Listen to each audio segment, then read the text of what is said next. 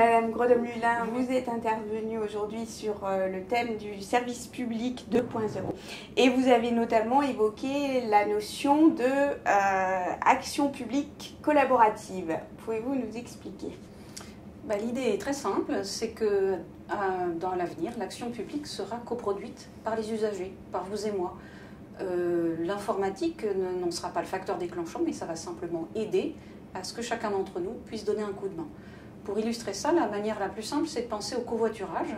Donc le covoiturage, c'est chacun d'entre nous qui laisse une place dans son automobile à un autre passager, et c'est une manière de faire rendre par des personnes privées un service public. Alors bien sûr, ça repose sur la bonne volonté des uns et des autres, sur la confiance entre le conducteur et le passager, et aussi sur de l'informatique pour mettre en relation la demande et l'offre. Alors imaginez que ce même principe s'étende aussi à la santé, à l'éducation, au maintien à domicile des personnes âgées, à l'accompagnement scolaire d'enfants en difficulté. On en a des exemples un peu partout dans le monde qui pour l'instant ne sont pas encore systématisés, mais dont on peut penser qu'ils vont se généraliser.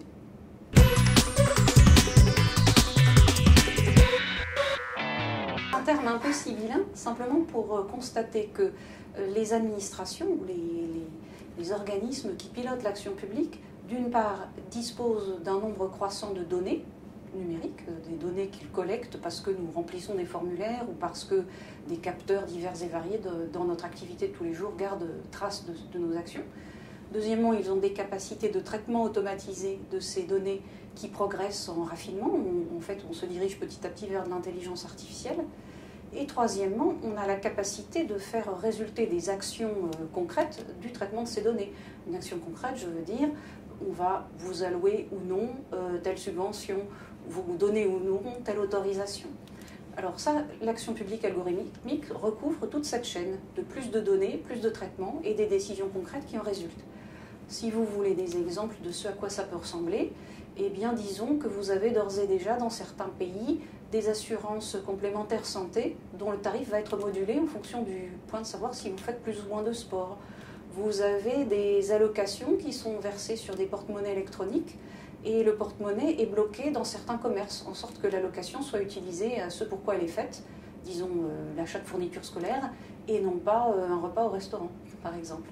Alors, même chose, on pourrait imaginer que ce type d'action publique, et on en voit déjà les prémices, se développe dans bien d'autres domaines. On parle de police prédictive aux États-Unis, c'est-à-dire par la compilation de données, les forces de police savent à quel endroit il risque d'y avoir des incidents. On le voit en matière de justice avec la substitution du bracelet électronique aux peines d'emprisonnement, qui implique tout un écosystème derrière de surveillance et d'alerte des porteurs de ces bracelets. Tout cela, c'est de l'action publique algorithmique qui va se développer.